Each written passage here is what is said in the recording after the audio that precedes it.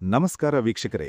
ಕೇಂದ್ರ ಬಜೆಟ್ ಅಧಿವೇಶನಕ್ಕೆ ದಿನಗಣನೆ ಆರಂಭವಾಗಿದ್ದು, ಫೆಬ್ರವರಿ 1ರಂದು ಕೇಂದ್ರ ಹಣಕಾಸು ಸಚಿವೆ ನಿರ್ಮಲಾ ಸೀತಾರಾಮನ್ ಅವರು ಮಂಡಿಸಲಿರುವ ಕೇಂದ್ರ ಬಜೆಟ್ ಮೇಲೆ ದೇಶದ ಕೋಟ್ಯಾಂತರ ರೈತರು ಅಪಾರ ನಿರೀಕ್ಷೆ ಇಟ್ಟುಕೊಂಡಿದ್ದಾರೆ. ಕೃಷಿಯೇ ಆಧಾರವಾಗಿರುವ ಭಾರತದಂತಹ ದೇಶದಲ್ಲಿ ಬಜೆಟ್ ಎಂದರೆ ಕೇವಲ ಹಣಕಾಸು ದಾಖಲೆ ಮಾತ್ರವಲ್ಲ, ಅದು ಗ್ರಾಮೀಣ ಭಾರತದ ಭವಿಷ್ಯಕ್ಕೆ ದಿಕ್ಕು ನೀಡುವ ಪ್ರಮುಖ ದಾಖಲೆ. ಈ ಬಜೆಟ್ನಲ್ಲಿ ರೈತರ ಪಾಲಿಗೆ ಯಾವ ರೀತಿಯ ಸಿಹಿಸುದ್ದಿ ಬರಬಹುದು ಎಂಬುದನ್ನು ದೇಶದಾದ್ಯಂತ ಕಾತರದಿಂದ ಕಾಯಲಾಗುತ್ತಿದೆ. 2024ರ ಕೇಂದ್ರ ಬಜೆಟ್ ಅಧಿವೇಶನವು ಜನವರಿ 28ರಂದು ಪ್ರಾರಂಭವಾಗಲಿದ್ದು, ಮೊದಲ ಹಂತದ ಅಧಿವೇಶನ ಫೆಬ್ರವರಿ 13ರವರೆಗೆ ನಡೆಯಲಿದೆ. ನಂತರ ಸಂಸತ್ತು ಮಾರ್ಚ್ 9ರಂದು ಮತ್ತೆ ಸಭೆ ಸೇರಿ ಬಜೆಟ್ ಅಧಿವೇಶನ ಏಪ್ರಿಲ್ 2ರವರೆಗೆ ಮುಂದುವರಿಯಲಿದೆ.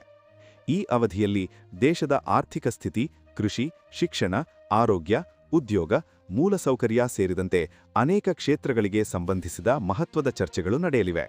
ಆದರೆ ಈ ಬಾರಿ ವಿಶೇಷವಾಗಿ ರೈತರ ದೃಷ್ಟಿ ಸಂಪೂರ್ಣವಾಗಿ ಪ್ರಧಾನಮಂತ್ರಿ ಕಿಸಾನ್ ಸಮ್ಮಾನ್ ನಿಧಿ ಯೋಜನೆಯ ಮೇಲೆಯೇ ಕೇಂದ್ರೀಕೃತವಾಗಿದೆ. ಈ ಯೋಜನೆಯ ಅಡಿಯಲ್ಲಿ ನೀಡಲಾಗುವ ಸಹಾಯಧನವನ್ನು ಹೆಚ್ಚಿಸಲಾಗುತ್ತದೆಯೇ ಎಂಬ ಪ್ರಶ್ನೆ ಈಗ ದೇಶದಾದ್ಯಂತ ಚರ್ಚೆಯ ಕೇಂದ್ರಬಿಂದುವಾಗಿದೆ. ಪ್ರಧಾನಮಂತ್ರಿ ಕಿಸಾನ್ ಸಮ್ಮಾನ್ ನಿಧಿ ಯೋಜನೆ ಎಂದರೆ ಏನು ಎಂಬುದನ್ನು ಮೊದಲಿಗೆ ಸ್ಪಷ್ಟವಾಗಿ ಅರ್ಥಮಾಡಿಕೊಳ್ಳಬೇಕು. ಈ ಯೋಜನೆಯನ್ನು ಕೇಂದ್ರ ಸರ್ಕಾರವು ಡಿಸೆಂಬರ್ 2018ರಲ್ಲಿ ಪ್ರಾರಂಭಿಸಿತು. ಸಣ್ಣ ಮತ್ತು ಅತಿ ಸಣ್ಣ ರೈತರಿಗೆ ಕನಿಷ್ಠ ಆದಾಯ ಬೆಂಬಲ ಒದಗಿಸುವುದು ಇದರ ಮುಖ್ಯ ಉದ್ದೇಶ. ಈ ಯೋಜನೆಯ ಅಡಿಯಲ್ಲಿ ಅರ್ಹ ರೈತರಿಗೆ ವರ್ಷಕ್ಕೆ 6,000 ರೂಪಾಯಿ ಆರ್ಥಿಕ ಸಹಾಯವನ್ನು ನೀಡಲಾಗುತ್ತದೆ. ಈ ಮೊತ್ತವನ್ನು 3 ಸಮಾನ ಕಂತುಗಳಲ್ಲಿ ನೇರ ಲಾಭ ವರ್ಗಾವಣೆ ವ್ಯವಸ್ಥೆಯ ಮೂಲಕ ರೈತರ ಬ್ಯಾಂಕ್ ಖಾತೆಗಳಿಗೆ ವರ್ಗಾಯಿಸಲಾಗುತ್ತದೆ. ಈ ಯೋಜನೆಯಿಂದ ದೇಶದ ಲಕ್ಷಾಂತರ ರೈತ ಕುಟುಂಬಗಳು ಲಾಭ ಪಡೆದಿವೆ ಎಂಬುದು ಸರ್ಕಾರದ ಅಂಕಿಅಂಶಗಳಿಂದ ಸ್ಪಷ್ಟವಾಗುತ್ತದೆ.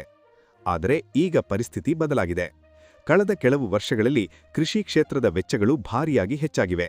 ಬೀಜಗಳ ಬೆಲೆ, ರಸಗೊಬ್ಬರಗಳ ಬೆಲೆ, ಕೀಟನಾಶಕಗಳ ಬೆಲೆ, ಡೀಸೆಲ್ ದರ, ವಿದ್ಯುತ್ ವೆಚ್ಚ, ನೀರಾವರಿ ವೆಚ್ಚ, ಕೃಷಿ ಯಂತ್ರೋಪಕರಣಗಳ ದರ ಈ ಎಲ್ಲವೂ ಕ್ರಮೇಣ ಹೆಚ್ಚುತ್ತಲೇ ಹೋಗಿವೆ. 1 ಎಕರೆ ಭೂಮಿಯಲ್ಲಿ ಕೃಷಿ ಮಾಡಲು ಬೇಕಾಗುವ ಒಟ್ಟು ವೆಚ್ಚವು ಕೆಲವೊಮ್ಮೆ ರೈತರಿಗೆ ಭಾರೀ ಒತ್ತಡವನ್ನುಂಟು ಮಾಡುತ್ತಿದೆ. ಇಂತಹ ಪರಿಸ್ಥಿತಿಯಲ್ಲಿ ವರ್ಷಕ್ಕೆ 6,000 ರೂಪಾಯಿ ಸಹಾಯಧನವು ಸಾಕಾಗುವುದಿಲ್ಲ ಎಂಬ ಅಭಿಪ್ರಾಯವನ್ನು ಅನೇಕ ರೈತ ಸಂಘಟನೆಗಳು, ಕೃಷಿ ತಜ್ಞರು ಮತ್ತು ಗ್ರಾಮೀಣ ಅರ್ಥಶಾಸ್ತ್ರಜ್ಞರು ವ್ಯಕ್ತಪಡಿಸಿದ್ದಾರೆ.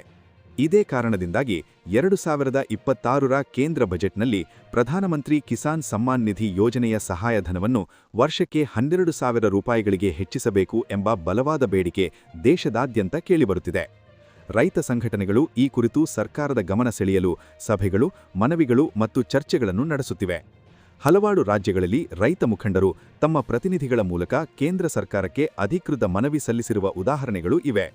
ಅವರ ವಾದವೇನೆಂದರೆ, ಇಂದಿನ ದುಬಾರಿ ಕಾಲದಲ್ಲಿ ಕೃಷಿ ವೆಚ್ಚಗಳನ್ನು ಮೂಡಿದರೆ ಕನಿಷ್ಠ 12,000 ರೂಪಾಯಿಯಾದರೂ ದೊರಕಿದರೆ ರೈತರಿಗೆ ಸ್ವಲ್ಪ ಮಟ್ಟಿನ ಪರಿಹಾರ ಸಿಗಬಹುದು.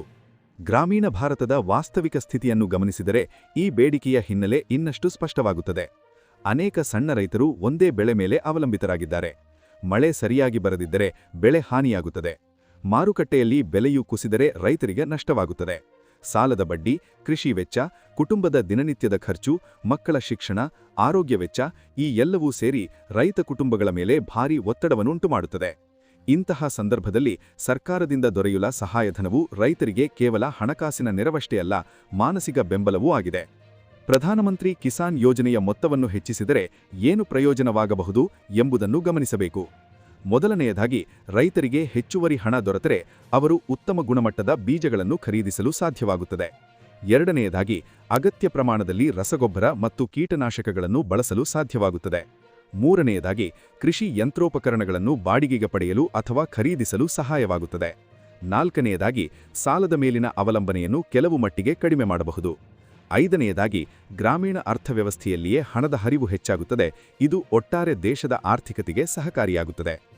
ಈ ಎಲ್ಲ ಕಾರಣಗಳಿಂದಾಗಿ 2026ರ ಕೇಂದ್ರ ಬಜೆಟ್ನಲ್ಲಿ ಪ್ರಧಾನಮಂತ್ರಿ ಕಿಸಾನ್ ಸಮ್ಮಾನ್ ನಿಧಿ ಯೋಜನೆಯ ಸಹಾಯಧನವನ್ನು 12,000 ರೂಪಾಯಿಗಳಿಗೆ ಹೆಚ್ಚಿಸಬೇಕು ಎಂಬ ಬಲವಾದ ಬೇಡಿಕೆ ದೇಶದಾದ್ಯಂತ ಕೇಳಿಬರುತ್ತಿದೆ. ಆದರೆ ಇಲ್ಲಿ ಒಂದು ವಿಷಯವನ್ನು ಸ್ಪಷ್ಟವಾಗಿ ಹೇಳಬೇಕು. ಇದ ಬಗ್ಗೆ ಸರ್ಕಾರದಿಂದ ಇನ್ನೂ ಯಾವುದೇ ಅಧಿಕೃತ ಘೋಷಣೆ ಹೊರಬಂದಿಲ್ಲ. ಬಜೆಟ್ ಮಂಡನೆಯ ದಿನವೇ ಅಂತಿಮ ನಿರ್ಧಾರ ಬಹಿರಂಗವಾಗಲಿದೆ.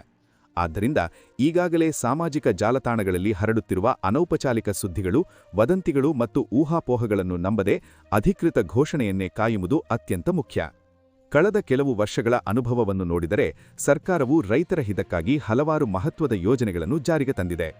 ಪ್ರಧಾನಮಂತ್ರಿ ಫಸಲ್ ಭೀಮಾ ಯೋಜನೆ, ಮಣ್ಣಿನ ಆರೋಗ್ಯ ಕಾರ್ಡ್ ಯೋಜನೆ, ಕೃಷಿ ಮೂಲಸೌಕರ್ಯ ನಿಧಿ, ಕಿಸಾನ್ ಕ್ರೆಡಿಟ್ ಕಾರ್ಡ್ ವಿಸ್ತರಣೆ, ಗ್ರಾಮೀಣ ಕೃಷಿ ಮಾರುಕಟ್ಟೆಗಳ ಅಭಿವೃದ್ಧಿ ಈ ಎಲ್ಲವೂ ರೈತರ ಬದುಕು ಸುಧಾರಿಸಲು ಕೈಗೊಳ್ಳಲಾದ ಕ್ರಮಗಳಾಗಿವೆ. ಪ್ರಧಾನಮಂತ್ರಿ ಕಿಸಾನ್ ಯೋಜನೆಯು ಅದರಲ್ಲಿ ಒಂದು ಪ್ರಮುಖ ಹೆಜ್ಜೆ. ಈ ಯೋಜನೆಯ ಮೊತ್ತವನ್ನು ಹೆಚ್ಚಿಸುವುದು ಸರ್ಕಾರದ ದೃಷ್ಟಿಯಲ್ಲೂ ಸಹ ಲಾಜಿಕಲ್ ಮುಂದಿನ ಹೆಜ್ಜೆ ಎಂಬ ಅಭಿಪ್ರಾಯವನ್ನು ಅನೇಕ ತಜ್ಞರು ವ್ಯಕ್ತಪಡಿಸಿದ್ದಾರೆ.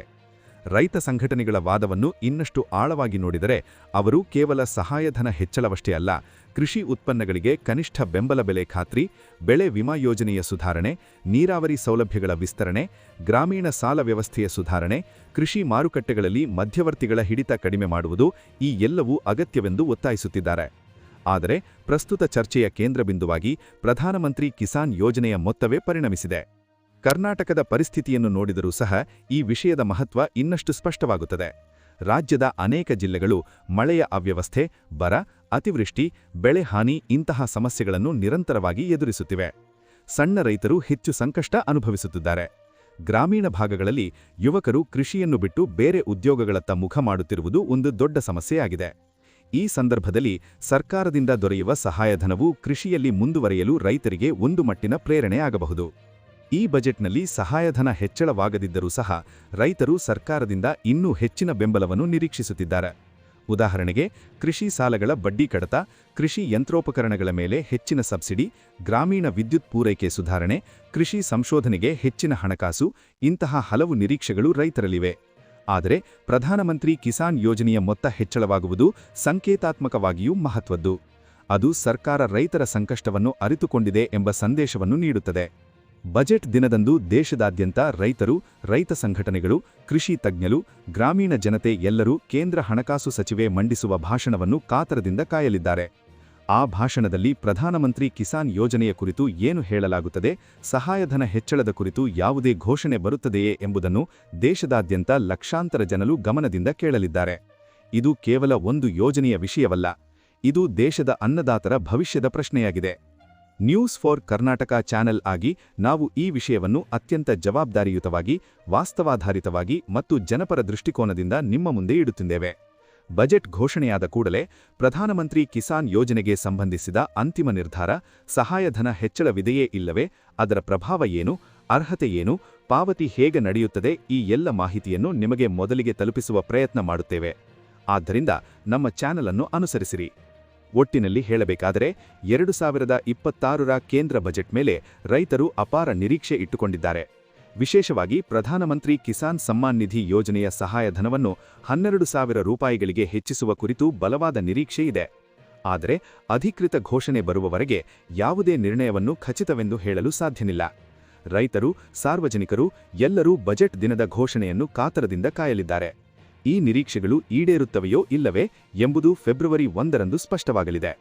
ನೀವು ಈ ವಿಡಿಯೋವನ್ನು ಉಪಯುಕ್ತವೆಂದು ಕಂಡರೆ ದಯವಿಟ್ಟು ನಿಮ್ಮ ಕುಟುಂಬದವರು, ಸ್ನೇಹಿತರು ಮತ್ತು ವಿಶೇಷವಾಗಿ ರೈತ ಸಮುದಾಯದವರೊಂದಿಗೆ ಹಂಚಿಕೊಳ್ಳಿ. ಜಾಗೃತಿಯೇ ಶಕ್ತಿ. ಮಾಹಿತಿ ತಿಳಿದಿರುವವರು ಮಾತ್ರ ತಮ್ಮ ಹಕ್ಕುಗಳಿಗಾಗಿ ಧ್ವನಿ ಎತ್ತಲು ಸಾಧ್ಯ. ಮುಂದಿನ ಅಪ್ಡೇಟ್ಗಳಿಗಾಗಿ ನ್ಯೂಸ್ ಫಾರ್ ಕರ್ನಾಟಕ ಚಾನೆಲ್ ಜೊತೆಗೆ ಇರಿ. ಧನ್ಯವಾದಗಳು.